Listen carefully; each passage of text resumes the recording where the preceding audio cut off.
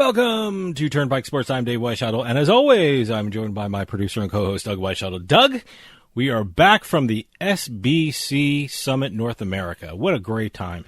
It was a great conference. Actually, did I get the title right? It was got the title it's right. Always a tongue twister for me. You know, it was one of those conferences and exhibitions together, and I have to admit, with the amount of people that were there, in terms of the sports betting community and also the iGaming community, it was set up very nicely by SBC and the Meadowlands Expo Center, and the conferences themselves were really, really informative, really good, really timely, too. I know. It was great stuff. I got a lot of stuff, a lot of information from everyone involved in the iGaming and sports betting world. Great to see a lot of people that I haven't seen in a couple years.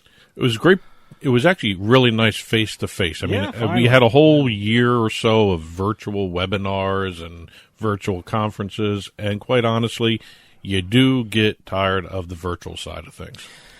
Networking is fun in person. It's really difficult on Zoom. Yeah. The networking thing.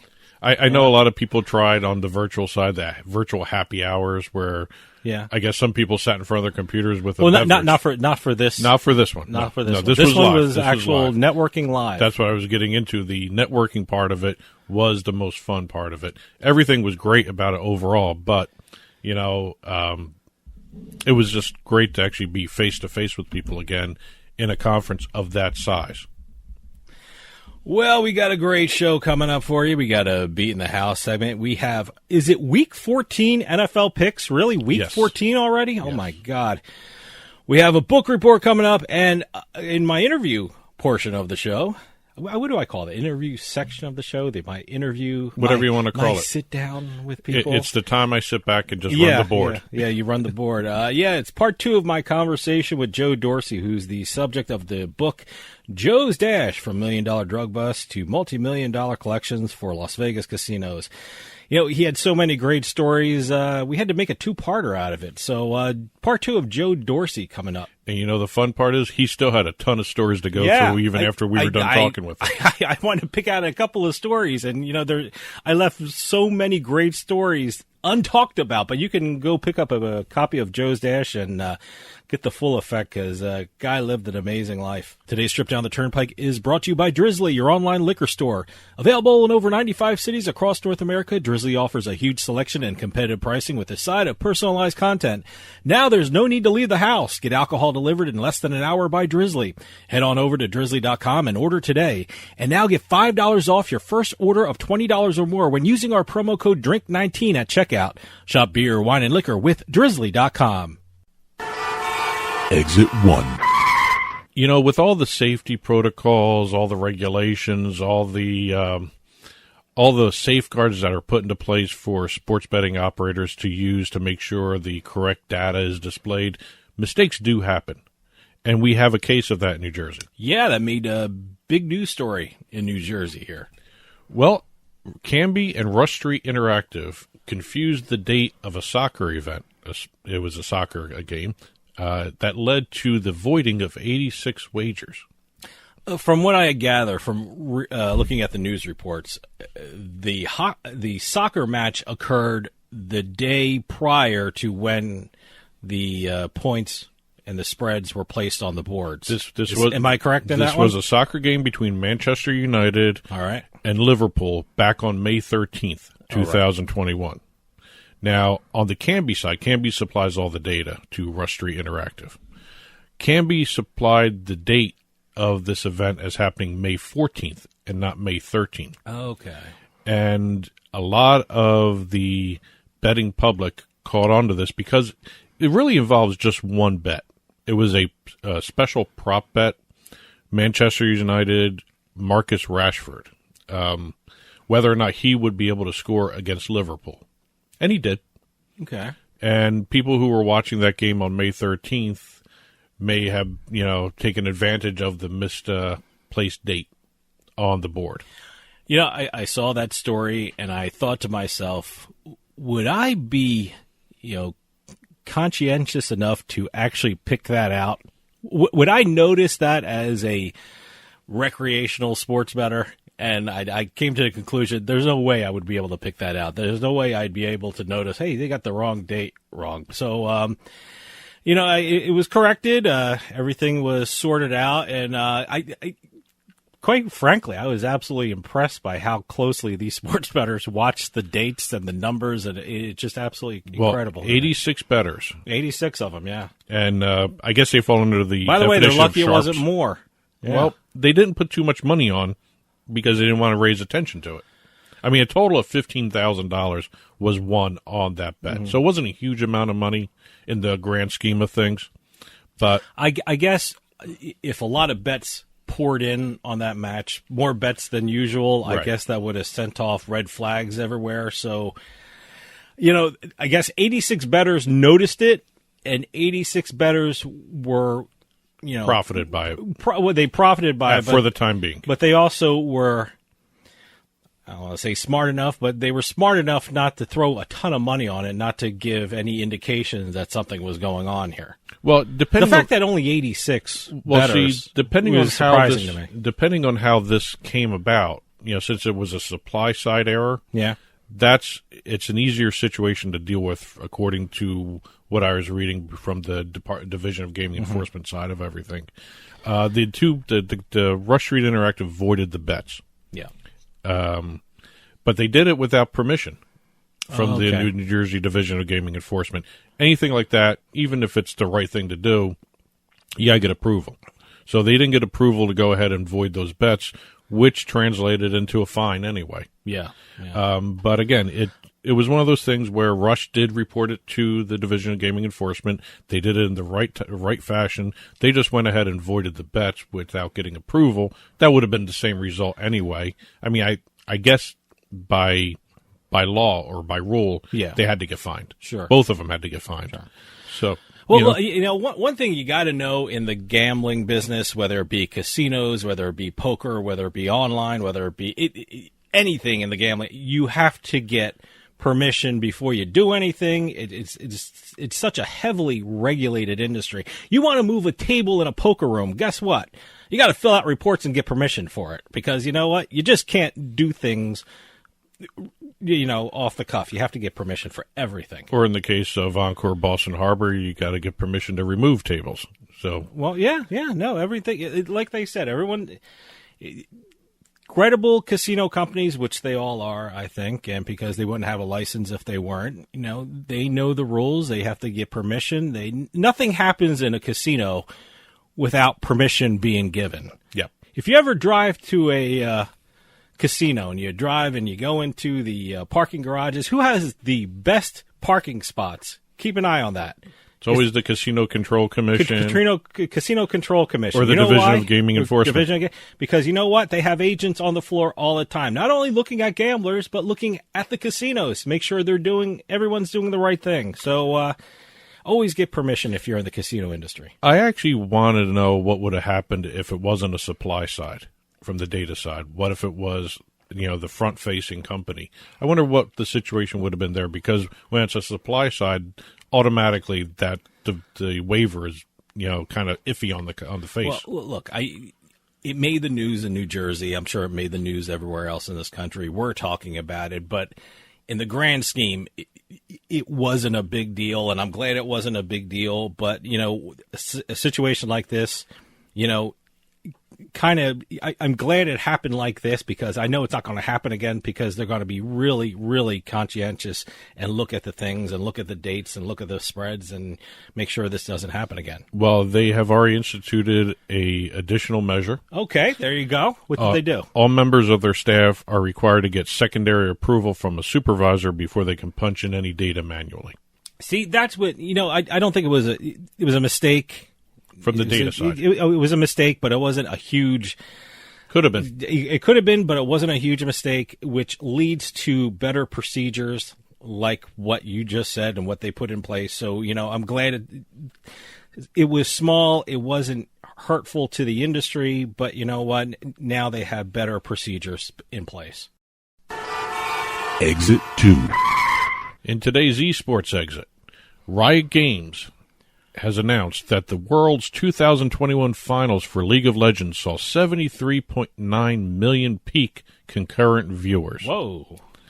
And an average minute audience of 30.6 million people. Now, where were these views? Is this a Twitch thing, or is this from different places that they kind of combined it and said, hey, we have over 73 million visitors? The finals this year were broadcast in 18 languages. Okay. Across 34 different platforms. That's why these numbers are huge. I gotta be 34 different platforms. I couldn't even name 18 different languages. So that's impressive. Well, this was this last version of the finals held in Reykjavik, Iceland, over a 1-month period ending November 2nd. 22 teams, 11 regions, $2.3 million prize pool. Hey, let me see if I can get this name correct. Reykjavik? Is that it? Reykjavik? Well, I mispronounced it. So. No. I'm just curious because it was. I guess it was an Olympic Games. It was an Olympic City. Yeah. Reykjavik. That's where I've heard it before. This wasn't the Olympics, but it was the League of Legends finals for 2021. No, this wasn't the Olympics. I think it got better ratings than the Olympics. A lot of these esports tournaments are getting better ratings than Olympics.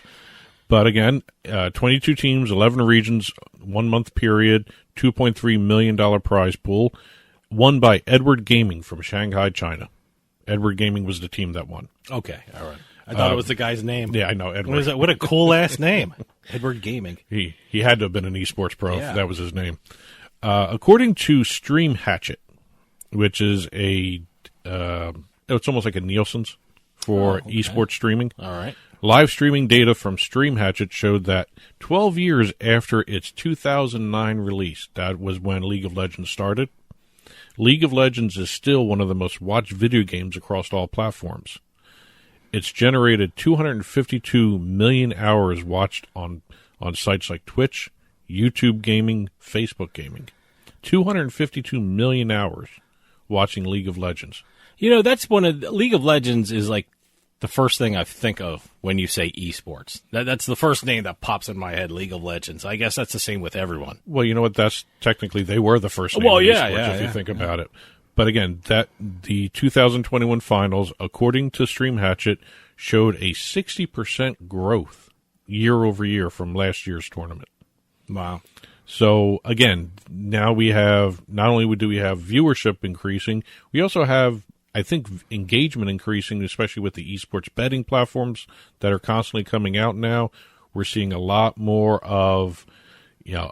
monitoring of the players too. You know, yeah, it's interesting. I mean, we're getting more viewership. I mean, what do you say? It's over 60% from this time last year? Year over year. You know, and that's impressive because, you know, the world is opening up again after the pandemic. Everyone's out. Everyone's doing things outside their home now, and the viewership is still going up, which is a really great sign. Well, I think what esports is showing is that while the pandemic spurred on the growth of it, they didn't need the pandemic to grow. Well, you know what? I think during the pandemic, it got new customers, it got new viewers, and all of a sudden they grew. What you're saying is the curiosity. It was a kickstart and a good jump, like a jumper cable to the esports industry. It was also the only thing you could do at home that could keep you socially distant, too. So, I mean, people, you know, it's kind of a social thing, too. I mean, people have friends now that they play against. And online, it became a whole social industry, a whole social world, and you make new friends without leaving the house during the pandemic. So, and I guess it grew from there. Exit 3. Staying in the sports betting realm, DraftKings has been sued by 2 UK-based companies over what they claim is the use of a patented cash-out feature. Interesting. Now, I'm not a patent lawyer. For everyone out there who doesn't know anything about patent law, you have to be a special kind of lawyer. Not only do you have to pass the state bar exam, but you have to pass the patent bar exam. So it's an extra bar exam if you want to be a patent lawyer. And the limited stuff I know about patents, would this be considered, without hearing the details, would this be considered, since it's a payout method, would this be a business method patent? It could be both. Oh, it could be both. It could be a utility and a business method because. So what you're saying, I'm right. You're right. Okay. All right. It could easily be both. I know. Okay. I know. Like Amazon, when Amazon introduced that one-click checkout. Yeah. That's basically the same type of technology. It's both. It's both a business method and also a tech patent. It's called a utility patent. But here the issue isn't really whether it's a utility or business method patent. It's whether or not a UK patent can be enforced in the United States without having a U.S. counterpart filed by these companies. Do these UK companies have a patent registered with the U.S. Patent Office, or it's... I could not find one. Okay, all right. That's where the issue's coming into play here. Interesting, okay. See, now we have the two companies, Colossus Bets and Diogenes. Okay. Because I know from your business dealings with a lot of tech companies, I know you talk to a lot of them with regard to patents and intellectual property. You have the U.S. patent, but, you also want to file for an international patent. Now, they could have an international patent going, or a domestic patent, I should say, on our side of the thing, domestic patent going through the process, which would actually technically protect them. Okay. But Colossus Bets and Diogenes filed the patent infringement suit complaint against DraftKings in Wilmington, Delaware, federal court. Okay, so they which filed means they in the have US. something in motion in terms of the patent domestically. Okay. And this is Diogenes is the owner of 7 patents, which are the focus of the lawsuit. Okay. And Colossus Bets is the exclusive licensee of these patents. Now, they are saying that DraftKings, since the start of the post-PASPA era, August of 2018, has been using their patents without permission. Oh, okay. To do the cash-out feature. And DraftKings have no patents in this. Okay, No. all right. Now, what's happening here is the companies are saying that they are entitled to the amounts that equal to the U.S. bets gross revenues for those bets that were cashed out under the DraftKings banner. All right, okay. Now, well, my question is DraftKings doing something so different regarding cash-out features than other U.S. sportsbooks? I mean, why are they singling out DraftKings? Are they doing something special with their cash-out feature? Why aren't they suing FanDuel or PointsBet or things like that? Each company has their own cash-out features. So DraftKings must be similar enough they think is similar enough that they would say, hey, they must be using our patents. Well, this has started back in 2018 when Colossus sent them warning letters. Oh, okay. There were warning letters. They're ignoring these guys. Oh, okay. They sent constant notices that they're maybe infringing they on feel their patents. It's totally different. Again, it's a matter of let's see where it goes in court. A lot of times you file a complaint like this, you'll get an answer from the opposing party. Yeah. But then at some point you're going to have a pre-trial conference, and you're going to settle this matter. Sure. But again, when you're talking about from 2018, you're talking maybe over $1 billion. Yeah, boy, that's a lot of money. And let's face it, from all the reports you see out there, I don't know how liquid DraftKings is in terms of what they can. Well, this is going to be one of those things. Who knows? I mean, I don't know what DraftKings. I don't know what their cash out system is. I don't know what is it called? Diogenes. Diogenes. I don't know what their patent says. So I think they got to work it out. Now, the other instance that's going on here is, considering they've been sending warnings to DraftKings since 2018, if Colossus and Diogenes can actually prove it's willful, that skyrockets the damages. Interesting. Because it falls under, it's same thing in trademarks. When someone is willfully and intentionally infringing upon your trademark, there's the piracy clause that comes into play. Same thing with patents. I got a feeling this is all going to be worked out. Oh yeah, it's got to be settled. It's not going to be. The amount of money that is involved in this is stupid. Yeah, and it's just one of those things where it would make more than adequate sense to settle this before it gets to trial. Well, yeah, look. Unless DraftKings has something where they say, this is where we got this. We don't know the feature. particulars. DraftKings could have a slam dunk case. We don't know. No, so we'll have to wait and see. Yeah, let's see. Exit 4. And last but not least, after the Raiders moved to Vegas, I never would have expected the Oakland A's to be considered the next Las Vegas pro team. It kind of looks like that now. I mean, look, the writing was on the wall in Oakland. I mean, that stadium was awful. And they couldn't come to a new deal with the city. And there was no getting right. Something had to have been done. I mean, and it looked like nothing was going to be done on the stadium front. So, I mean, something was going to happen. I heard Las Vegas. I heard someone said Houston, too. Who knows? But Las Vegas would be a great place for it. Well, according to CNBC's Contessa Brewer, who released the story, okay, the Oakland A's are bidding on a stadium for the Tropicana Hotel and Casino in Las Vegas. Okay. That would be a very interesting place to put a baseball stadium. I don't know if it actually would work. Down on the Strip. I mean, would it have any contact with Tropicana? It'd be adjacent to it. It'd be just adjacent to it. It's not like it won't be the Tropicana Coliseum kind of thing. It's just next to it, right? Given these are just rumors, we don't know exactly what they're talking about. I've seen the reports have suggested that it would be a stadium in place of Tropicana. Okay. I've seen other ones that say it could be adjacent to it. But according to CNBC, late November, the A's made an offer to an unidentified property located in the Las Vegas region, which now turns out to be possibly the Tropicana.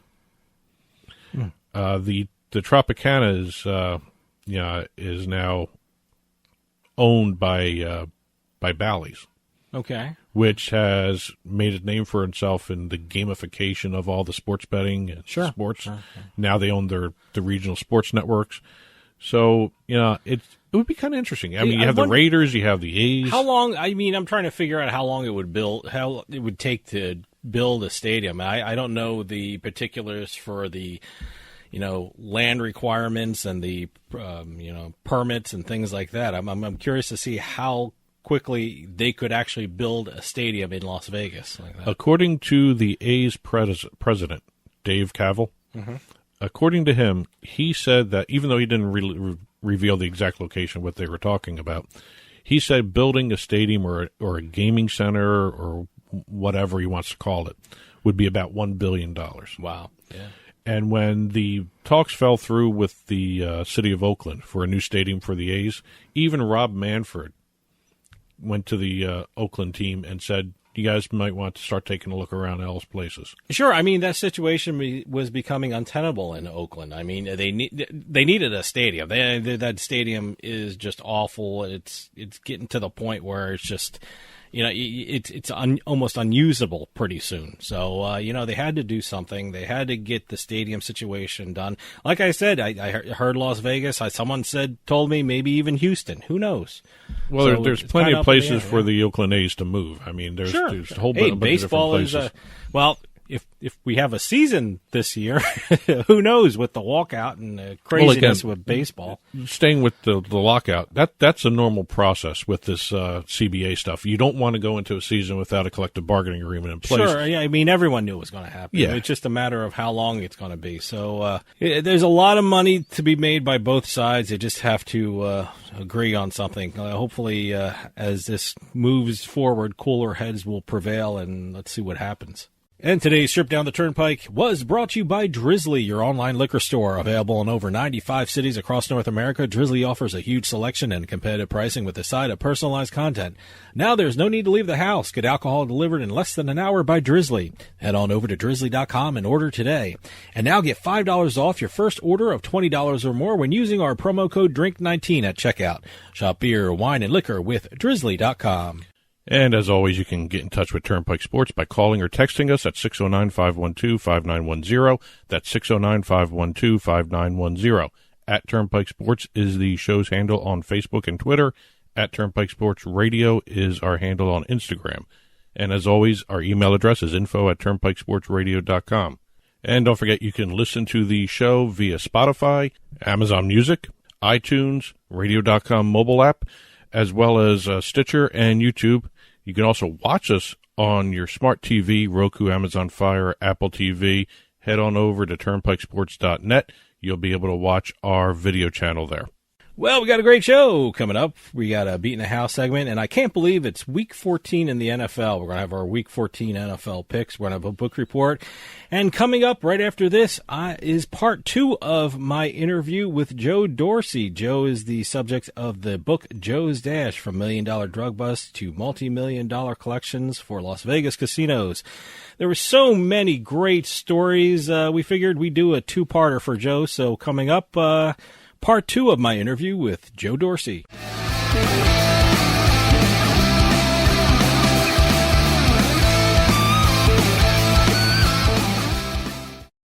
Auto Accident Help Desk is a marketing agency connecting callers with attorneys. Providers pay a fee for advertising services. I love getting my kids ready and driving them to school. But a careless driver can change your life in an instant, and insurance companies want to settle on the cheap. Auto Accident Help Desk connects victims with powerful lawyers. They fight for you.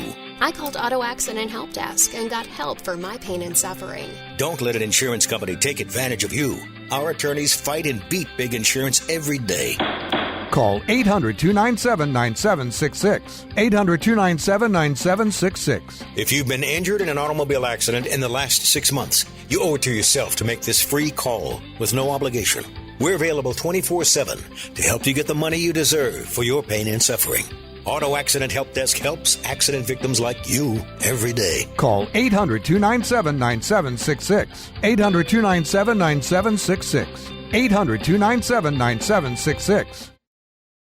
Free stuff is awesome, but free stuff that will spice up your bedroom is even better. Just go to adamandeve.com and select almost any one item for 50% off, and then we'll load on the free stuff. Just enter this very exclusive code, BABE16 at checkout, and you'll get 10 tantalizing free gifts, including a sexy item for him, a special toy for her, and a third item you'll both enjoy. And 6 extra special bonus items that are sure to rev your engine, pique your curiosity, and even blow you away. Plus, free shipping! Always sent in discreet packaging. Go to adamandeve.com now. Get 50% off plus the 10 free gifts when you enter the exclusive offer code BABE16. That's BABE16, because without it, no free stuff. That's BABE16 at adamandeve.com. Is your bathroom looking old and worn out? Want to update it, but you don't know where to start? Then let BCI Bath & Shower show you how to turn that old bath into an aisle of beauty and functionality. Our residential bathroom solutions provide the best value on the market, and our customer service is second to none. Our cost-effective BCI Bath & Shower family of products has what you need. Remodeling our bathroom was a big decision for us. They didn't make a mess out of our house at all. And at the end of the day, we had a beautiful new bathroom. And it was a great experience the whole way through. We have the best monthly payment programs in the industry, with payments as low as $68 per month or no interest, no payments for 18 months. That's right. Get the bathroom of your dreams now and pay for it in 2021. Call 1-800-308-8291 for a free no-obligation price quote. That's 1-800-308-8291. When you want quality bathroom products at a great price, it's got to be BCI Bath & Shower. That's 1-800-308-8291.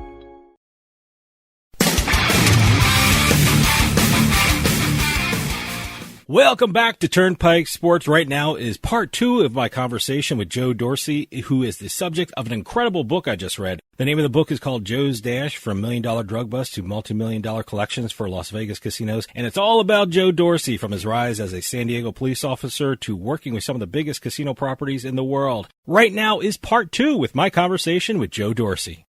Yeah, I want to ask you about your collection work in a little bit, but I want to ask you, talk about shady dealings. When you started working for the Tropicana, you discovered some scams and stealing from the casino that was actually being done by the staff. Can you explain what was going on with the staff at the Tropicana that you found out about?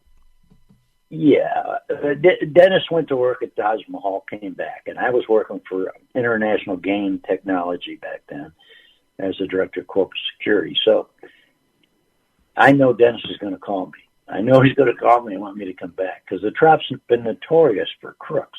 Mm-hmm. I mean, the owners were mob guys for years. He calls, we cut a deal. I go over there, in the first 15 minutes, I went down to the marketing VP, who was a friend of mine. He's part of Dennis's crew. And I said, bring up some play on the crap game. And he did. And I said, stop right there. Look at that. I said, they got a guy betting $250 a hand, and we're going from the ratings, $250 a hand for 18 hours.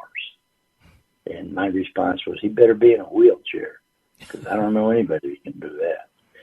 And reviewed the surveillance tape, because I was over surveillance there and over security, and found out that there was nobody on the game. The game was closed most of the time. So what I found is they had a rating scam going on, and it was the pit bosses. What they would do is they would add a guy as a customer and get him a card that he can swipe for, his play, his ratings. Well, what they were doing is they were putting in phony names, running the cards through the games to build up the ratings, where these guys would be RFB, room, food, and beverage. And some of them were airfare. They were so big. Wow. And they were selling those cards and the names to people for about $600-700. And they come in and they could stay as long as they wanted. And, got comp rooms, comp beverage, comp shows. Some even got comp air. But it was all phony people. These people weren't real. That's the first thing I found. And the second thing is that in the slot areas, well, let me get back to the casino. Then you had the dealers, especially the crap dealers. The crap dealers were hustling the hell out of the customers. What I mean by hustling, they're saying, hey, bet for us, do this, do that. Yeah, bet for the boys. It's called a hard hustle, And so I set up a test. I brought a guy in who knew craps. I says, you don't do anything what they tell you to do. And I gave him $1,000. And I said, go down and play. And he went down and played, did everything they did. And in an hour, we shut the game down.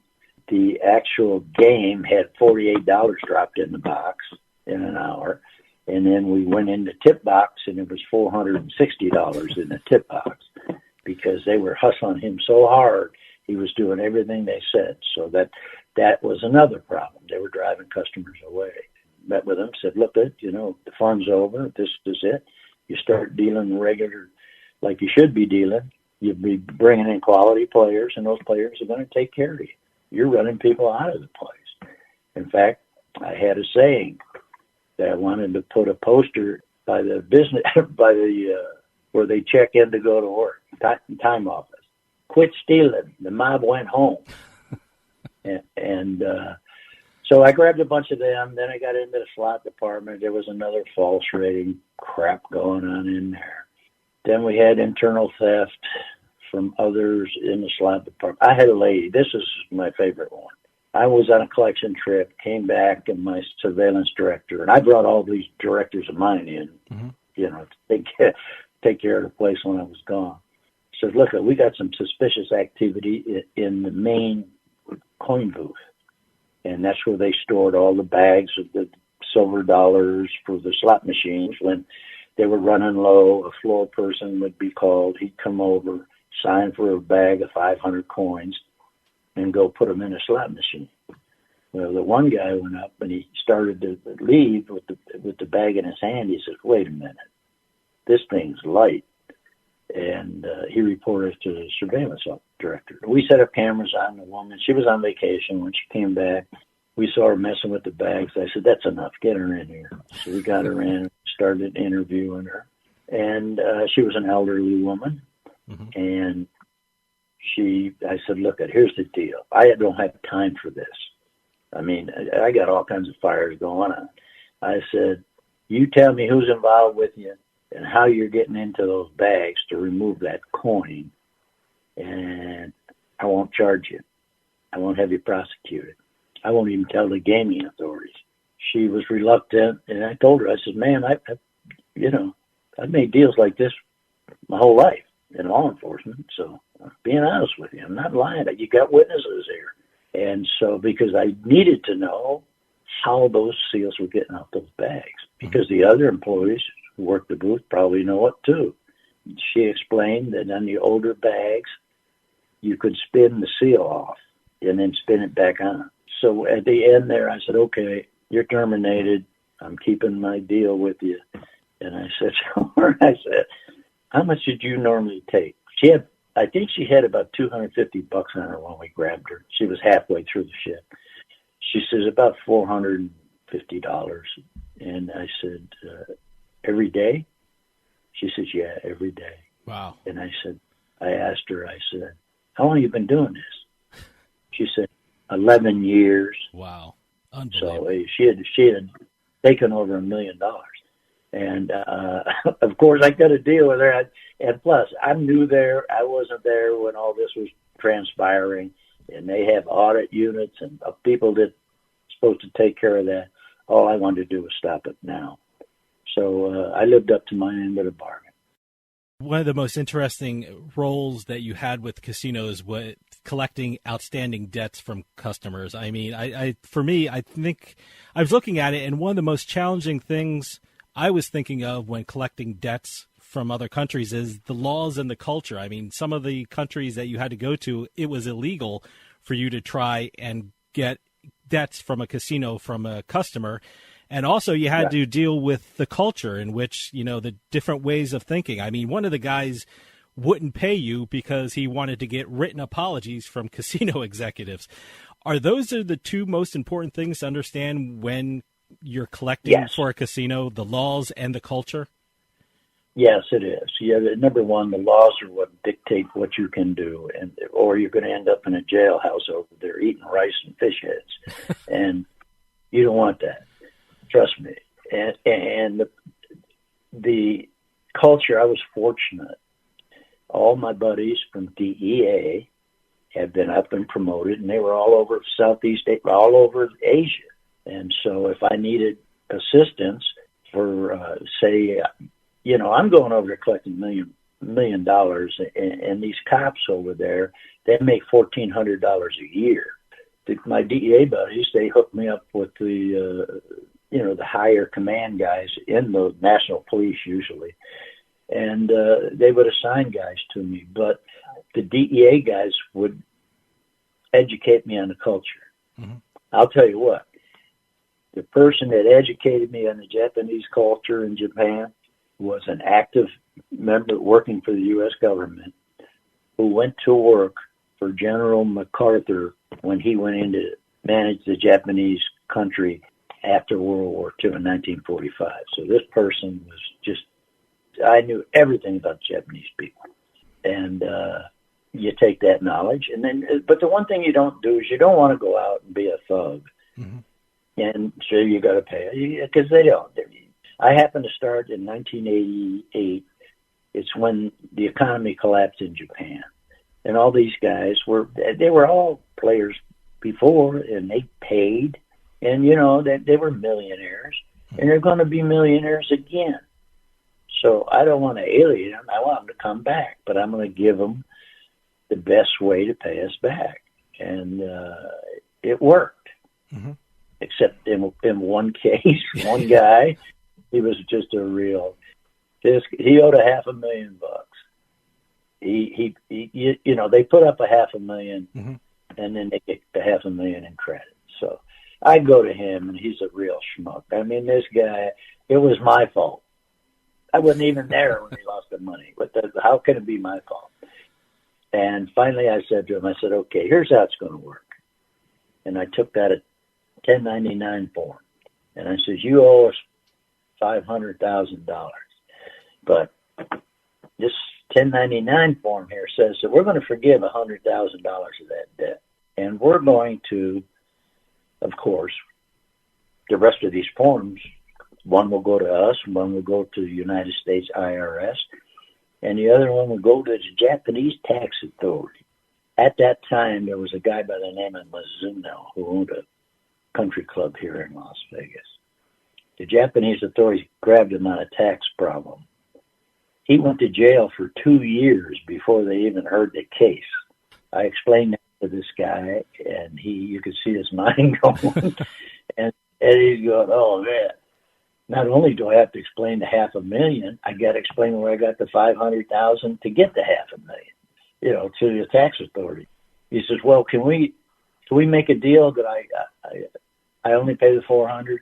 I said, no, we're not doing that. We had to do a lot of traveling and back and forth to get this. And he paid the $500,000. Wow. How dangerous was your job? I mean, I remember a story from the book that you received a bag full of cash from a casino customer to settle their debt in the same room of a restaurant where there were Japanese organized crime members. I mean, how potentially dangerous were these collection trips that you made?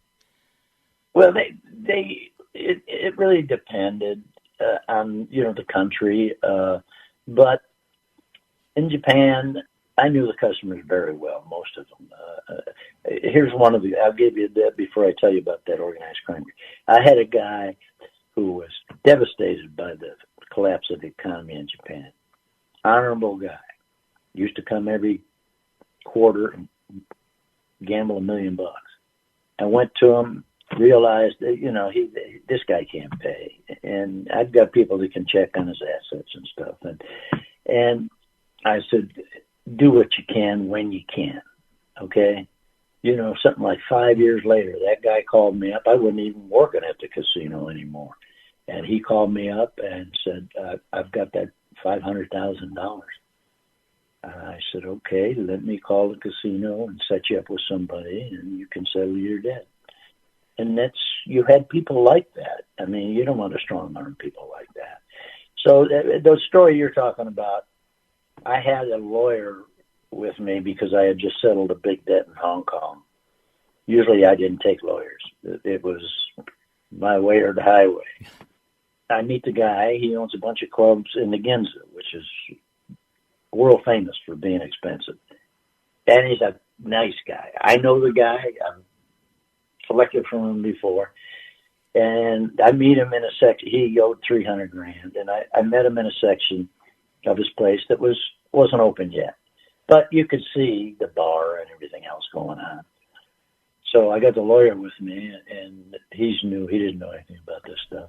So I went in, and a customer came up, brown shopping bag that you get at any store in the country, and he plops it on the table, and he starts taking out $300,000 in U.S. currency. And I said, whoa, hold it. I said, you don't have to count. I'm not counting that. Put it back in the bag. I said, I've been dealing with you for years. I said, you trust me? I'm going to go home and FedEx your markers back. He says, yeah, no problem. And I said, good. Well, at that time, a guy walked in a suit. There was about 5 other guys with him in suits. The customer that I was with runs over there, and he meets him and sits him down, and they're sitting talking. And I can tell they're talking. I don't miss much because of my working undercover. I know everything that's going on around me. So I'm looking over, and I'm watching this guy, and you can see he's telling the guy that came in the suit who we are. So they're doing their thing and all that. And I said, okay, let's go to the lawyer. He says, I'm going to go over and say goodbye to the customer. I said, don't go near the customer.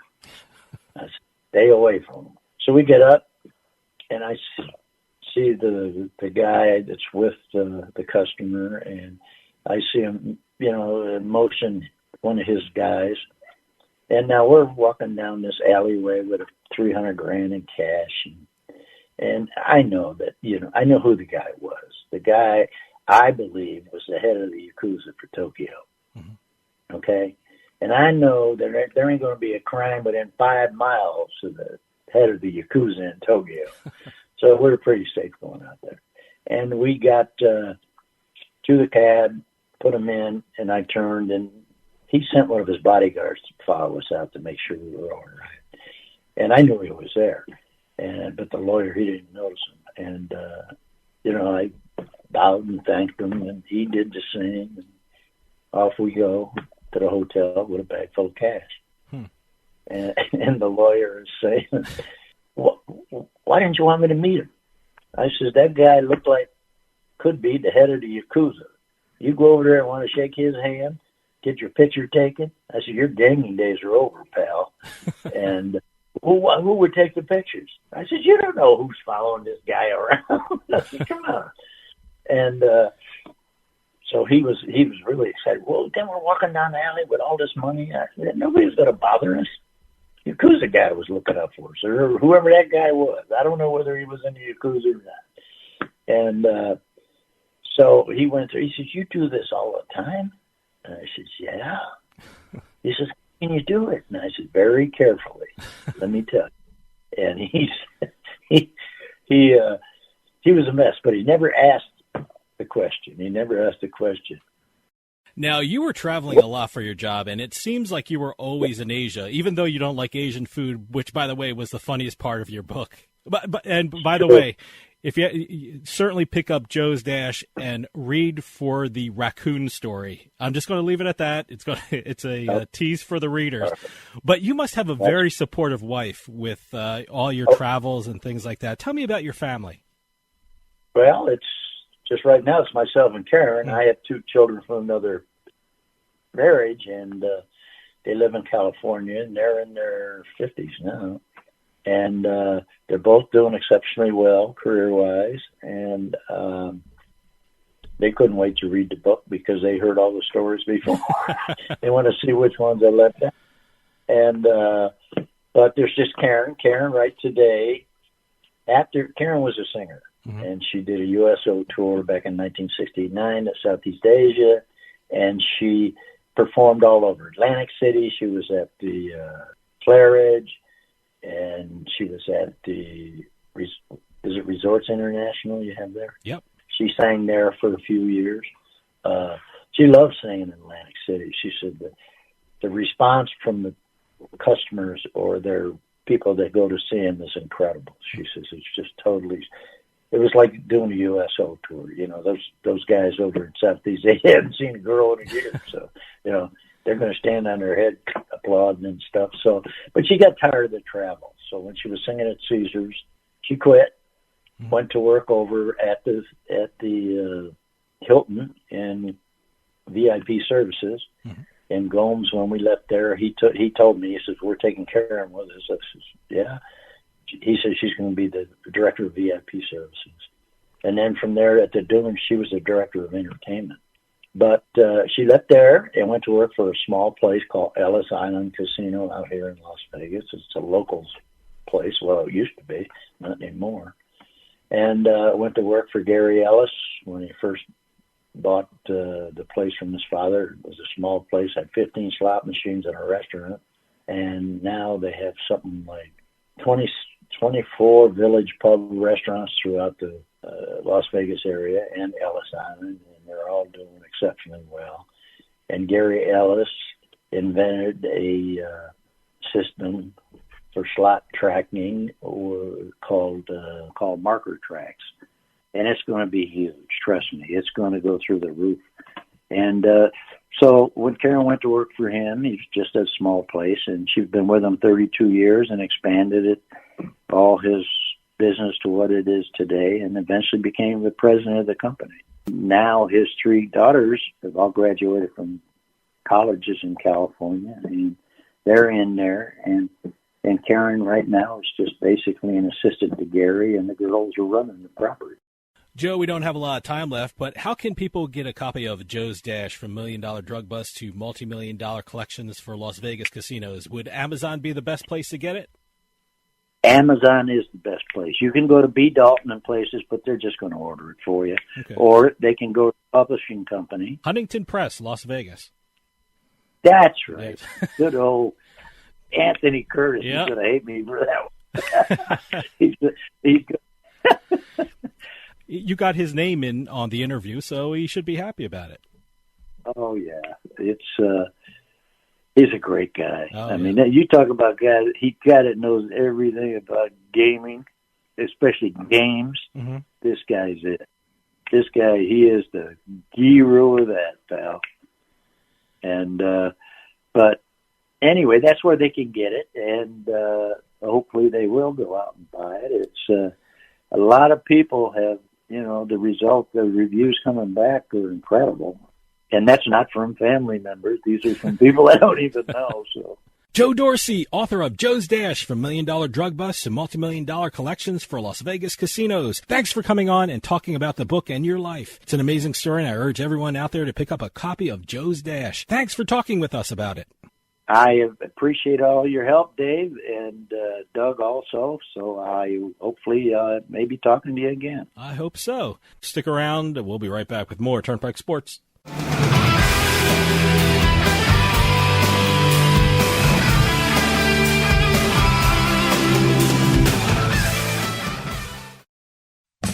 With some of the best promotions and offers in the sports betting market, PointsBet simply stands out. PointsBet is the only U.S. online bookmaker to offer points betting, where every yard, every point, every goal, even every play matters. Same-game parlays, good karma payouts, early payouts, and exclusive game day promotions and guarantees for all sports. PointsBet offers more bet types than any other bookmaker in the world, offering a unique set of markets that aren't available anywhere else. Take advantage of their no-juice NFL game lines every week of the NFL season. That's right, PointsBet is giving higher payouts, and you get 100% of the profits. And now, sign up with PointsBet today using promo code BET21 and receive 2 risk-free bets up to $2,000. Plus, you get a $10 free live bet on Sunday Night Football. Again, that's 2 risk-free bets up to $2,000 and the $10 free live bet for Sunday Night Football when you sign up at PointsBet.com with our code BET21. Stream live, bet live, win fast with PointsBet. Must be at least 21 years or older to place a bet. Terms and conditions apply. New customers only. Problem gambler? Call 1-800-GAMBLER. During these difficult times, we understand how important it is to stay healthy and safe. With so many of us confined to our homes and not being able to work, we feel the financial burden more than ever. Many folks lost their jobs and businesses. Others were furloughed, and some are working from home at reduced pay. Keeping up with your bills is not easy under these circumstances. If you have credit card debt and cannot keep up with your monthly payments, we at Debt Fix Pros are here to help. Give us a call to see how we can reduce your interest rates and lower your monthly payments. Protect your credit and let us help you find a solution that fits your needs. We, your friends at Debt Fix Pros, are here to help. Let us take care of your credit card debt so you can focus on what is really important. Call for a free phone consultation at 800-919-6011. 800-919-6011. That's 800-919-6011. 800-919-6011. United we stand.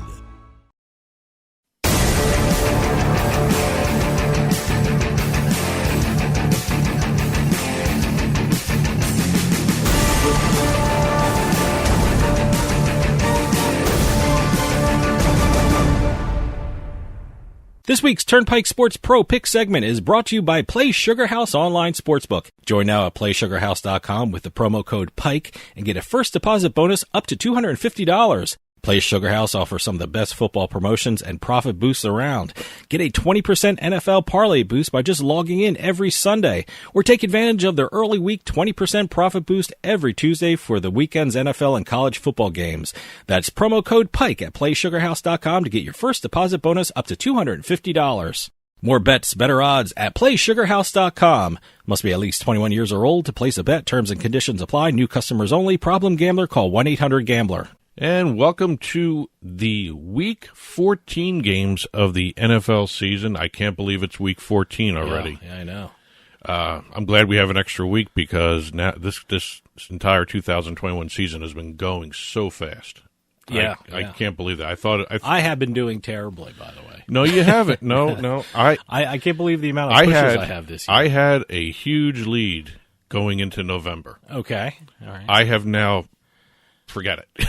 You don't have a lead? I have had a bad November. It carried over into the first week in December. I have not really had too many winning weeks since September. Okay. But before we get into our totals, I just wanted to go through some interesting stats for this week, number 14. There are 11 home favorites in Week 14. Okay. Which, that's kind of a heavy home favorite schedule. We haven't seen that too often this year. Let me just tell you, I went against 2 of them. So I went against one of them. So. Okay, all right. Now, are we going to have the same games again? Didn't we have 2 of the same games last week or the week before or something like that? Something yeah. Something strange. I know we had the same game last week, but we did different things for it. Okay. So all right. which led to me winning, which led to you winning and me losing. Okay. So, but anyway, again, 11 of Week 14 games feature home favorites, and you would think the home favorite, would actually be kind of an important thing here, but in 2021, it's not. Okay. Through the first 13 weeks, home teams are 81, 108, and 1 against the spread. Wow. That's a winning percentage of about 42, 43%. Well, let me just say, I hope that trend continues for the sake of my my week's picks. Well, it's interesting because if you think about last year where they were playing with empty stadiums, and you would think that would be a worse winning percentage than this year with the fans in the stands cheering them on, all that stuff. This year's winning percentage, 42, 43% for 2021, is down almost 50% from last year at this time. So I think the empty stadiums may have helped some of the home teams compared to this year. But, again, glad everyone's back in the stands, though. Yep, absolutely. This week, we are, like I said, going into Week 14. We're going to be using Play Sugar House's lines again this week. Tuesday lines, spreads and totals, 3 games each. No money line betting here. And these will be put up on the blog after the show is released, turnpikesportsradio.com. Click on the blog button. Last week, my losing ways have continued.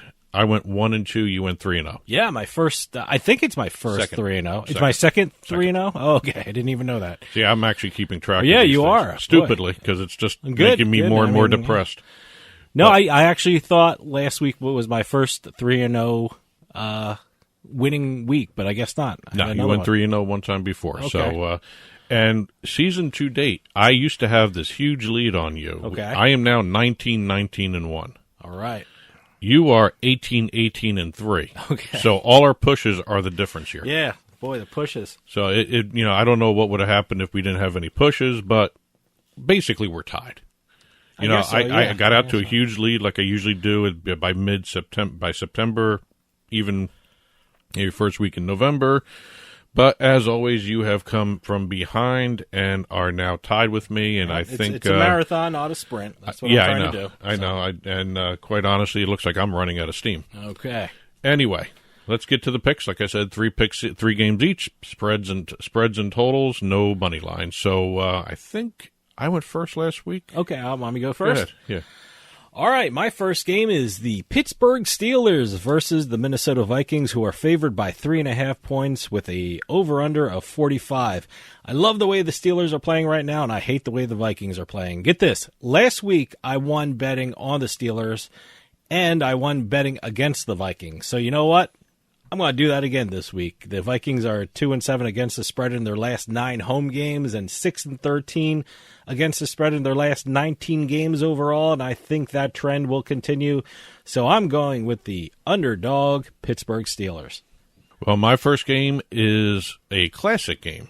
The Las Vegas Raiders at Kansas City Chiefs. Yeah. Chiefs are favored by 9.5. The over-under is 49. Quite honestly, the last 3 meetings between these teams have resulted in totals of, get these numbers, 55 points, 67 points, and 72 points. I was looking at the over on that one. I didn't take it. But. That's their last 3 totals. And 3 of the Raiders' last 4 games have been against the Bengals, Cowboys, and Chiefs. Also great offenses, and they have led to a lot of scoring against that Raiders defense. Raiders have been very inconsistent, but the over is 5-1 in the Raiders' last 6 against AFC West opponents, and 4-1 in the Raiders' last 5 games as an underdog, which is what they are here. I really was starting to lean towards taking the Raiders as the underdog, but that's probably going to bite me in the ass here. But I went with the over 49. Okay. My next game is the Baltimore Ravens versus the Cleveland Browns, who are favored by 2.5 points with an over-under of 42.5 points. The Cleveland Browns are a mess right now, and I think the Baltimore Ravens are going to take advantage of that this weekend.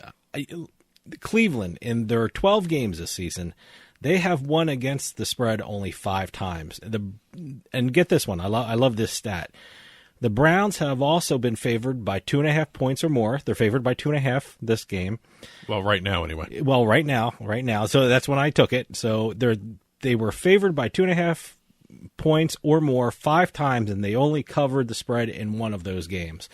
So I'm going with the trend in this one. I'm taking the Baltimore Ravens. I did this game as well. Okay. And I did the exact same thing. Baltimore plus 2.5. Both teams are terrible. I mean, offensively, they've not been playing well at all. No one's really been scoring. The Ravens are a lot less terrible than the Cleveland Browns. But the Ravens are a lot more injured. Yeah, that's true. And they just lost another guy in the last week's game, another offensive lineman. Mm-hmm. So it's going to be kind of an interesting patchwork offensive line moving ahead here. I don't know exactly how they're going to be playing, but Baltimore hasn't scored over 19 points in the last 4 weeks. As a matter of fact, it's one of those things where Cleveland has also not been scoring a lot of points either, and that's something to do with their offense that's not working. Well, the total's 42.5 points. Yeah. So well, I was tempted. I was tempted with that, but I think that's going to go up by the time we get closer to kickoff. So, but the Ravens are 4-0 against the spread in the last 4 meetings between these teams, and 10-2-1 against the spread in their last 13 games in Cleveland. Also, the road team 16-7-1 against the spread in their last 24 meetings. Wow! So all those numbers are leading me to go with Baltimore plus 2.5. My next game is the Buffalo Bills versus the Tampa Bay Buccaneers, who are favored by 3.5 points with a total of 52.5 points. As this season has progressed, the Buffalo Bills have seemed to have gotten worse. I mean, they were a lot of people's pick for the Super Bowl and at the start of the season.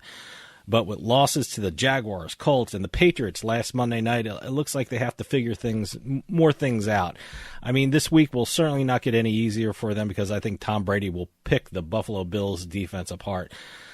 I jumped on this game because of the number the books put on it. I mean, I'm very surprised that the Buccaneers are only 3.5-point favorites at home against a struggling Buffalo team.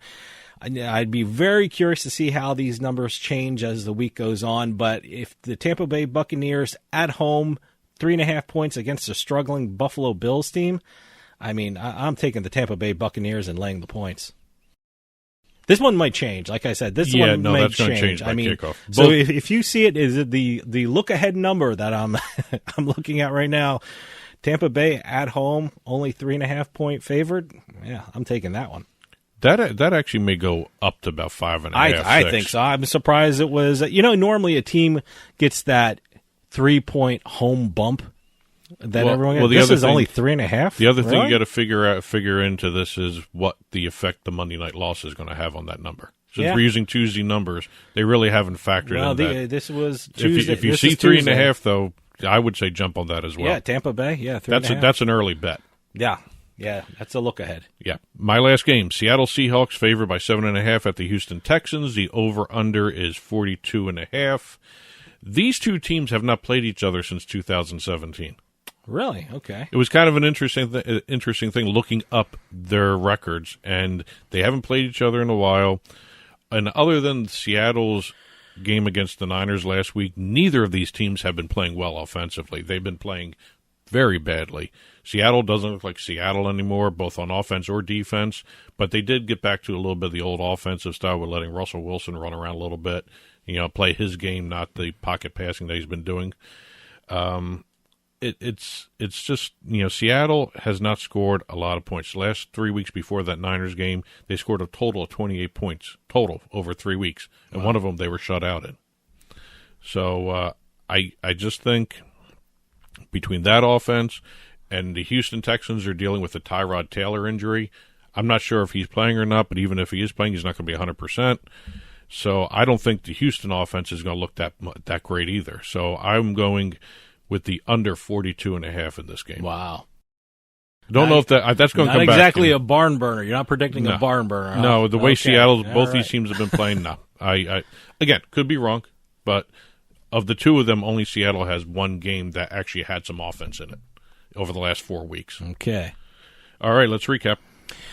All right, I'm taking the underdog Pittsburgh Steelers against the Minnesota Vikings, who are favored by 3.5 points. I'm taking the Baltimore Ravens, who are the underdog in the Cleveland Browns game. The Cleveland Browns are favored by 2.5. And I'm taking the Tampa Bay Buccaneers, who I can't believe are only 3.5-point favorites against the struggling Buffalo Bills. And I am doing the over 49 points in the Raiders-Chiefs game, Baltimore plus 2.5 against the Browns, and the under 42.5 in the Seahawks-Texans games.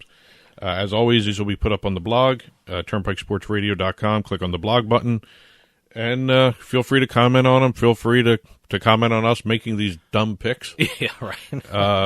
We're just doing this for fun, guys. So it's, make sure you do your own research and actually check the lines as you go through the weeks. Absolutely. Here. Some of these are going to change. Some of these are really good lines now. I am always fascinated to see the changing of the lines throughout the week. It's a really interesting thing where the money goes, how the injury and how COVID is affecting these lines. It's a very interesting thing. I check the lines every day I find it fascinating. Well, I also want to see how the Super Bowl futures are changing now. Sure. We're seeing some teams start to emerge, and it's really kind of interesting to watch the trajectories a lot of these teams are going. Some going down, some going up. Yep. The book report is next, so stick around. We'll be right back with more Turnpike Sports.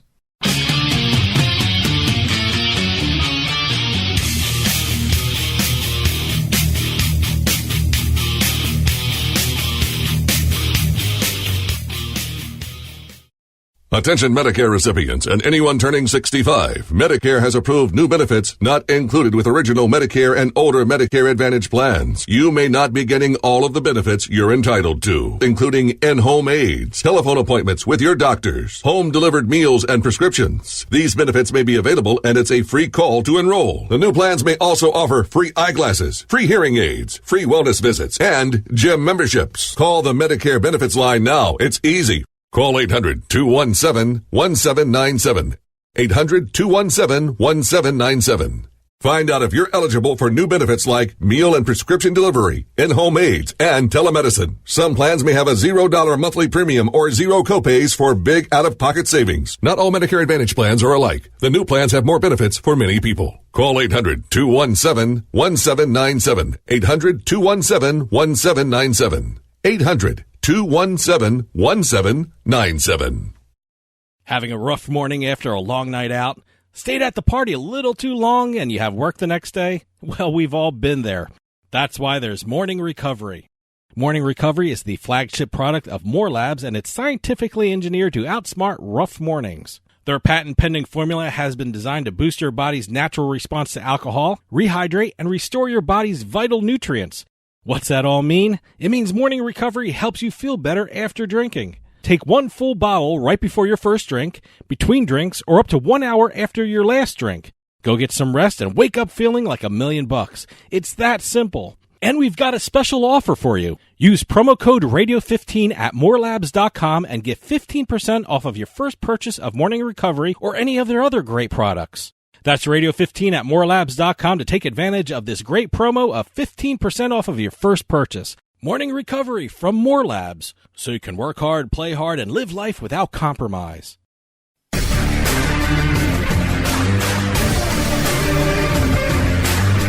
a casino. People gotta win sometimes. Now, if you'll excuse me, I have a giant, colorful check to deposit.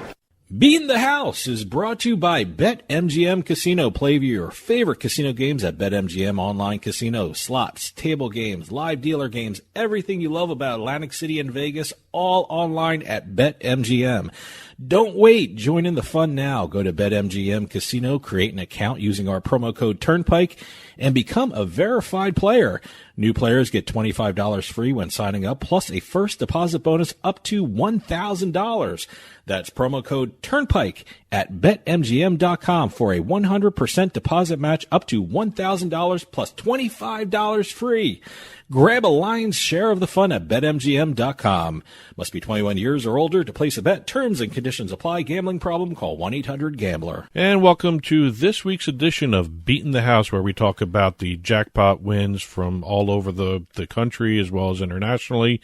We do the casino wins, the slots, the bad beats, the basically any kind of jackpot you see, lottery especially, Keno, bingo. We haven't had a bingo yet. You should say that. We haven't had a bingo. I hope we get a bingo at some point. But we're going to start off in New Jersey. Okay. Got a record. BetMGM has announced that they paid out an online casino record of $3.5 million. Unbelievable. Now, we're going to get a little confusing here because it was BetMGM releasing this statement, but it happened on the Borgata online platform, which is owned by BetMGM. Which, by the way, in New Jersey, for people who don't know, there's a BetMGM casino and poker site. Yep. And there's also a Borgata online casino and Borgata poker site. And also Party Casino and Party Poker site. Yeah. All owned by BetMGM. They fall under that umbrella. All under MGM. But they're different sites. Right. And different wallets, by the way, because I play on both Borgata and BetMGM. And you're never going to let that go. I have different wallets. No, but that's fine. The shared wallet, But anyway, we're going to go to, like I said, we're going to be on Borgata online here. All right. According to BetMGM, the jackpot winner was playing the MGM Grand Million slot. On a $10 spin, she won the largest online casino payout, $3.5 million. Wow, boy. Let's see. What the hell do you do right after you're sitting in your living room or your bedroom or whatever, you see you just won $3 million. Do you, look twice at it? Do you jump up? Do you run around your house? What is the feeling when you're sitting at home? It's a quiet afternoon on a whatever weekday it is, and all of a sudden you just have $3.5 million instantaneous in your account. Well, this happened at night. Okay. So I don't know if she slept. Probably not. Identified as Dory B. Do you call someone? Do you call MGM? Do you call Borgata? Who do you call? Do you just to check it out? I mean, do you check it out? Do you run around the house? Do you call family members? What do you do? I'm assuming when you win this size jackpot, there's a customer service person right there. You would think so? I would think so. Will there be an immediate email or a text or a something flashing on your screen? Or an instant message from one of the customer service? I don't know. But somebody should get a screenshot of when that happens. Yeah, right? we show all the pictures of people standing next to their slots and everything else, but I want to see when it happens. It says I won $3.5 million. Okay, now what do I do? What do I do? Do I immediately try and get into my bank account? Do I take it out of the account for Borgata? What do you do? I wonder what the limit is for withdrawal. I don't know. How about the time period? I'm sure it takes a little time to withdraw $3.5 million from an online casino account into your personal bank account. I would just love to see how the screen looks when you look up into that corner and you see a huge number like that. I wonder if it actually shows up like that. I don't know if it's something special or if it's the same sign that you won $10. Is that the same thing? Congratulations, you won $3.5 million. Would you like to spin I would again? hope not, because I wouldn't even notice it if it was that way. Would you like to spin again? Well, this was a $10 spin, and it was one spin. That's all she played. Whoa. That's all she played was one spin. Okay. And this eclipsed the record by about $300,000, which was also on BetMGM. $3.2 million on, it doesn't say whether or not it was BetMGM Casino. This wasn't BetMGM. This was Borgata. Well, still BetMGM had to pay it out. Okay. Yeah. So, but again, it is if you're not in states that have the BetMGM brand or the Borgata brands, you're not familiar with how this is set up. It's one company that owns both those brands. Borgata Casino was also paid out by BetMGM. BetMGM's casino is paid out by BetMGM as well. Okay. So, congratulations to Dory. Yeah. We're going over to San Diego, California now. The Sichuan Casino Resort. A Lucky Club Sichuan member and Chula Vista resident, Juan B., won a massive $1.157 million jackpot while playing the Monopoly money grab slot machine. Monopoly, huh?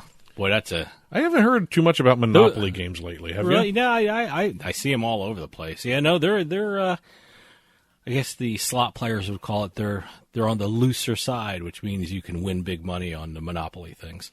Well, this game was released in 2019 by Scientific Games. I looked this up because I really wasn't familiar with the Monopoly money grab. There's a lot of versions of the Monopoly thing. It's like Wheel of Fortune. There's not as much as Wheel of Fortune, but there's a lot of Monopoly versions.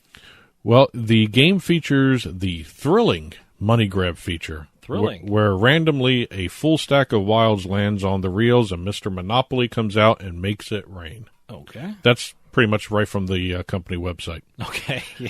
Also, they have this feature called the hit and win mechanic. It's a chance to win one of 2 different free games and a Monopoly wheel where the player can be awarded features like free games or bonus money. So it's got a couple different ways of playing. The way you're describing it, it sounds like one of those machines that take up the entire wall, or it has a built-in seat or something like that. You mean a cabinet? A cabinet, yeah. Well, yeah, cabinet. I guess that's the proper way to say it. That's the official name for that. Yeah, but some of these cabinets are huge. I mean, this sounds like it'd be a very, very large game. It can be. It's not in a. It's not fifth in a row in the middle of a game. No, it's not one of those. This one's the big one. This would be in its own bank kind of thing. Yeah. And also, I took a look at Sichuan Casino. They started out as a bingo palace. Is that how you say it? Sichuan. It's Sycuan. Yes. Sichuan? Yes, Sichuan. Sichuan? That's the tribe's name. Okay. So they just recently completed a $260 million expansion, 12-story luxury hotel, and over 300 guest rooms and 57 suites. Just a little plug for Sichuan. That's huge. Going over to Vegas now. All right. At the Four Queens Hotel. Now, according to the Four Queens, the guest identified as Mary from Catoosa, Oklahoma. Not Cataloosa, Catoosa, Oklahoma. Catoosa. If anyone knows where Catoosa, Oklahoma is, please let us know. Hit a jackpot worth $388,000 playing the Wheel of Fortune quarter machine. Oh, we were just talking about Wheel of Fortune. Exactly. That's why I had them in that order. There's Wheel of Fortune. Any kind of slot discussion always leads into a Wheel of Fortune. I really should read these notes before we start talking about it. But it's pretty cool that I mentioned Wheel of Fortune and you have something on the Wheel of Fortune. Well, the Four Queens gave out a nice jackpot to Mary from Catoosa. Oh, congratulations, Mary from Catoosa. I actually got a fun name to say, Catoosa. They didn't release too many more details of what Wheel of Fortune quarter machine she was playing. There's at least 30 of those out there, too, you know. The brick-and-mortar casinos, that there are different Wheel of Fortune versions. You know, they should change the classification of that. Quarter machines. I mean, you really putting a quarter in anymore? No one puts a quarter in anymore. That's the minimum bet. Yeah, I know. But, you know, you probably should kind of say it kind of differently. Yeah, quarters have nothing to do with these slot machines anymore. Well, I think some of them still you can put a coin in. I don't think them at the major casinos. I think you could still probably find some coin-operated ones. Yeah, if anyone knows, are there still coin slot machines? There's got to be. I mean, there has to be. It's just like kind of a throwback. I mean, even in some of the small-town gambling areas, you know, in Nevada, probably have a couple coin-operated ones. Some of those small towns that have the slots there. But again, Wheel of Fortune quarter machine, no detail on which version of the Wheel of Fortune machine. So we're going to move on for our last entry this week, short segment. Treasure Island, Las Vegas. They provided the summary of the November jackpots at the casino. Oh, they throw out the whole November winnings, huh? The people who won in November. It awarded... Well, these are the jackpots. Well, I'm sure people win all the time at Treasure Island, but these are the real big winners, right? Well, the casino gave out more than $80,000 in jackpots this past November. Okay. And a total of 7 jackpots of about $10,000 each, maybe more. Some of these are a lot more. Awarded to visitors last month. The biggest jackpot was $18,626. That's a good day's work there. And I'm going to go through these. All right. And I haven't heard of some of these games. You have not? I have not. Okay. Alma D from Texas won $10,500 on Hot Hit Bonus Rainbow Riches. Never heard of that one. Nope. Teresa N. from Texas won $10,500 on Solistic Celebration Grand Progressive. Wow. Solistic Celebration. Huh? That's the name That's just an incredible name for anything, really. That sounds like some kind of... That doesn't sound like a name for a slot machine. Weird, yeah. Jody T. from California won $18,626. That was the largest one of the bunch here. On the 777 Jackpot Progressive. I think I've heard of that one. Yep. Deborah F. from Michigan won $11,000 on Dancing Drum Progressive. I've heard of Not that the one. Dancing Drum Explosions. This is the original. Okay. Dancing this Drum. is the original. This is the Dancing Drum Classic. Yeah, exactly. Okay. Petronilla D won $11,000. Great name. Yeah.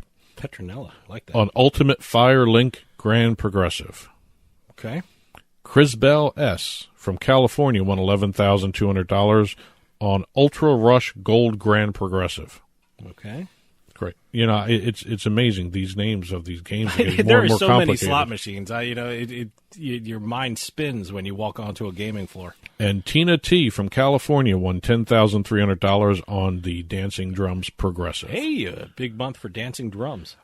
I have to admit, I played that in Philadelphia. I think that's what it was. I got to take a closer look. I think I won $10 on it too.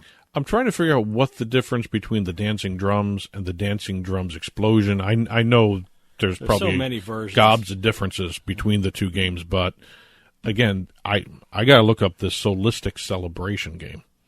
That's an amazing name. I've never heard of it before. I don't know what that is. You know what? I'll check online for it. Maybe that's a great game, a great name for a game, but also it almost sounds like a 70s psychedelic band name, too. Yeah. Well, that's it for this week's Beatin the House segment. Keep those press releases coming in. info@turnpikesportsradio.com, and we'll be sure to talk about your property's jackpot in the next episode. Our Week 14, I can't believe it's Week 14 already. Our NFL picks are next, so stick around. We'll be right back with more Turnpike Sports.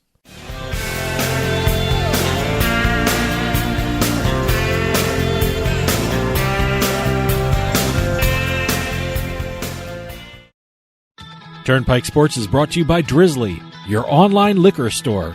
Available in over 95 cities across North America, Drizzly offers a huge selection and competitive pricing with a side of personalized content. Now there's no need to leave the house. Get alcohol delivered in less than an hour by Drizzly. Head on over to drizzly.com and order today.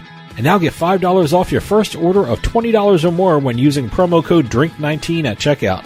Shop beer, wine, and liquor with drizzly.com. We'll get right back to the show, but I want to take a minute to talk to you about Bean Genius.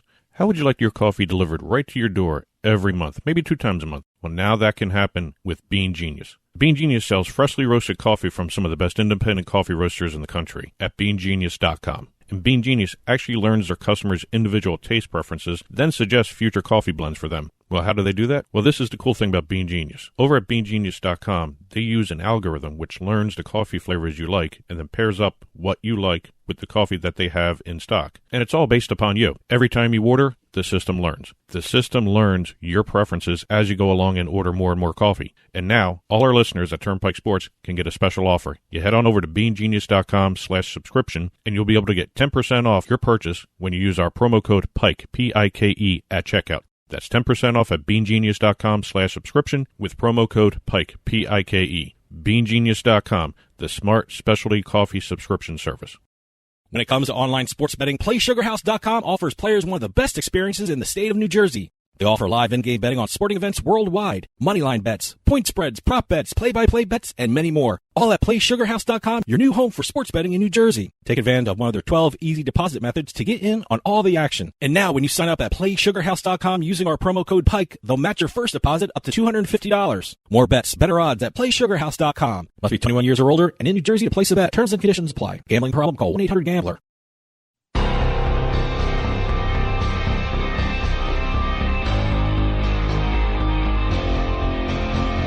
The Turnpike Sports Book Report. The Turnpike Sports Book Report is brought to you by BorgataSports.com. Your favorite casino is now your favorite sportsbook. Available anywhere in New Jersey, BorgataSports.com. Sign up at BorgataSports.com using our promo code PIKE, that's P-I-K-E. Make your first wager of $20 or more and you'll get $100 in free bets. That's $100 in free bets when your first wager on Borgata Sports is $20 or more. Get into the action with BorgataSports.com. Must be 21 years or older and in New Jersey to place a bet. Terms and conditions apply. Gambling problem? Call 1-800-GAMBLER. And welcome to this week's edition of the Turnpike Sports Book Report, where I think the word of the day is going to be records. Yes, state records are being set everywhere. Well, you know, it's kind of interesting because we just went through another long week. We're here at the end of a week where we just got back from the SBC Summit North America. It's the end of the week here, and still another busy week in the sports betting industry. It's always a busy week. October is continuing to set records. We've got a bunch of legislative updates all of a sudden to talk about, a couple launches as well, and some deals to hit. Oh, and by the way, a state first reporting its numbers. Yes, the very first state. We We also have the first sports betting bill filed for the upcoming legislative session. Okay, so, all right. A couple of firsts. Yep. But let's start with the numbers. Let's hit some of the highlights here. Nevada has now joined the $1 billion club. They just set a record handle in October of $1.1 billion in handle for sports betting. I should be smug and say, way to go, Nevada. I mean, you're still not New Jersey, but gosh darn it, you're doing great. You're patting them on the head? Yes. Well, they have now joined New Jersey as the As only an unofficial two states. representative of New Jersey, I want to welcome Nevada to the $1 billion a month club. I'm very curious to see if they actually have the same streak New Jersey's having. New Jersey has done it twice in a row now, September and October, both over $1 billion. In November, I'm hearing rumblings that it's not that great. So really, not sure. I'm kind of hearing rumblings. First off, it's never going to live up to October. October has every sport playing. It's got the World Series. It's got every sport you want. October's the money pot right there for sports betting. Well, if you don't count the March Madness stuff and all. It's still. I don't know. I mean, I think October, and you. The only reason I'm going to say you may see November challenging October is because we have more states coming on board. Okay, we'll do that. But on a state by state basis, I think you're going to see numbers in November that are a little lower, maybe in some cases a lot lower than October's. Well, staying with Nevada, Nevada's October handle ranks second all time nationally. To who? New Jersey. Oh, okay. As a matter of fact, New Jersey holds the first and third position. They had the October handle was $1.31 billion, and the September handle was about 1.1. But basically, what Nevada did in October. Mm-hmm. So first is Jersey, second Nevada, third is Jersey. You know, I'm joking around. I'm being a jerk, but it's great to see these numbers coming out of Nevada because. One of the arguments when all this sports betting started outside of Nevada was, gee, is this going to hurt Nevada? Are the numbers going to go down for Nevada? But it's really great to see Nevada pull in this kind of number with the growth of sports betting in other states. Well, we're not done talking about Nevada. Did I cover Nevada. myself after yes, that? You did. Yes, you did. Nevada's year-to-date revenue for 2021 of $357.2 million is the most by that state's sports books in a single year since sports betting became legal on a state-by-state basis, since PASPA was overturned. Mm-hmm. The previous high in revenue was $329 million. That was back in 2019. But their year-to-date revenue for this year, 2021, $357.2 million. Great. Let's go to... We had a whole bunch of other states reporting. We had Nevada, Colorado, Rhode Island, New Hampshire, Virginia, Delaware reported their numbers, and it's kind of interesting to see everybody in that family of states set records except for Delaware. Okay, Delaware did not set a record. But we have Colorado became the 17th state to set a monthly all-time high for handle in October, followed by Virginia, which became the 18th state to set a record handle in October. Didn't they, Virginia, didn't they get to $2 billion the quickest? Virginia became the quickest state in the United States history to reach $2 billion in lifetime wagers. They did it in fewer than 10 months. New Jersey was the previous fastest, did it in 10 months. Oh, so they broke New Jersey's record by what, days? Is Again, that what another we're talking New about? Jersey thing, yes. Well, they're each 10 months. Virginia started January 21st. So of this year, January 21st of this year. Okay. They got to $2 billion. It's just under 10 months. Just under 10 months. Okay. Yeah, fewer than 10 months. I'm starting to figure out how they broke New Jersey's record when they New had Jersey the was same the months. quickest, and then all of a sudden Virginia comes in, does it in just under 10 months. Just under 10 months. Okay. Yes. So New Jersey got to $2 billion in 10 months. Virginia got to $2 billion in fewer than 10 months. So Virginia has the record. Virginia is the quickest. That's what we were trying to say. I'm waiting to see who's going to break for that record, though. There's got to be someone coming out of nowhere that's going to be able to break that record in terms of handle. I don't know. I'm trying to think of maybe Arizona. Florida? Florida's not even out of the Well, the I mean, courts when Florida starts, they have some pretty big cities in Florida. I'm thinking Arizona may be the fastest. Well, Arizona, $2 billion. yeah, sure, Arizona. But, Florida has some pretty big cities. Once Florida starts, I'm curious to see how quickly they get to $2 billion. New York may. Well, they do have sports betting already. Well, they don't have mobile sports betting. Exactly.